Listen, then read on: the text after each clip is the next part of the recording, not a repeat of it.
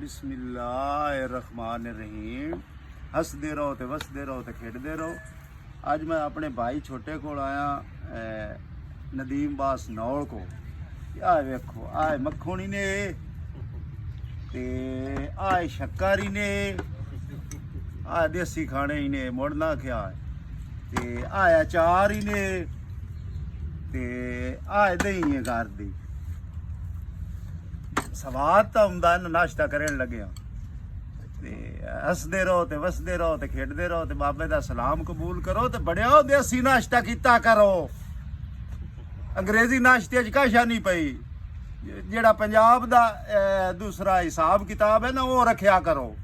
पंजाब दी रवायत कायम रखो रवायत ते आखिर दे विच बाबे दा सलाम ते पाकिस्तान